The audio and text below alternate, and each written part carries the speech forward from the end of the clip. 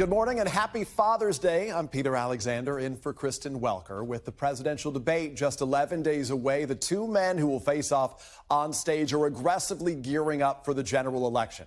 Former President Trump on Capitol Hill for the first time since the Capitol attack used part of his day in Washington for informal debate prep with Senator Marco Rubio, among others. President Biden, who returns to Washington late tonight, will begin extensive debate prep this week as well, overseen by his first White House Chief of Staff, Ron Klain. Last night, the president held a star-studded fundraiser in Los Angeles with President Obama, George Clooney, and Julia Roberts, among others. We had the spectacle of the nominee of one of the two major parties sitting in court and being convicted by a jury of his peers on 34 counts. What I would say, and what I do say to a bunch of good people out there who are conservatively predisposed, who may not agree with everything that Joe or I or other Democrats stand for, is that there was a time when we had certain core values that we agreed with. President Biden delivered some of his toughest criticism yet of the Supreme Court, warning that the next president could nominate two Supreme Court justices.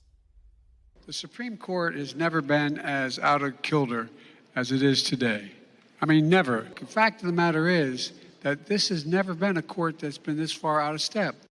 And just days after his son Hunter Biden's conviction on felony gun charges, President Biden flew to Italy for the G7 meeting of American allies, reinforcing the U.S. commitment to Ukraine. And new this morning, multiple sources familiar with the White House's plans tell NBC News that President Biden is set to take executive action as early as Tuesday to protect hundreds of thousands of undocumented spouses of U.S. citizens from deportation. For his part, Mr. Trump is trying to present a united front, and that means burying a lot of baggage with some leading Republicans. The former president, you'll remember, repeatedly attacked Senator Mitch McConnell as a lousy leader and worse, and even insulted his wife, the former Transportation Secretary Elaine Chao, using racial slurs.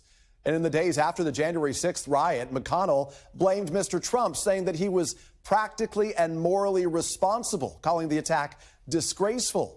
They had not spoken in 4 years, but now, at least to them, it all appears to be water under the bridge.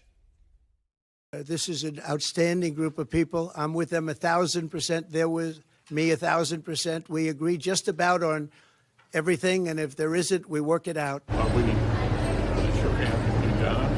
He took questions from the audience, and it was an entirely positive session. But the message discipline may be short-lived. In a closed-door session, Mr. Trump reportedly called Milwaukee, where Republicans are holding their convention next month, a, quote, horrible city. The former president has also been preoccupied with using Congress to defund the Justice Department. And after a Manhattan jury found him guilty on 34 felony counts, Mr. Trump asked House Speaker Mike Johnson to find a way to, quote, overturn his conviction.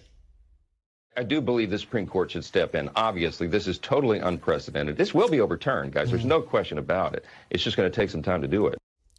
In Michigan on Saturday, where he campaigned in an effort to court black voters, Mr. Trump slammed his conviction.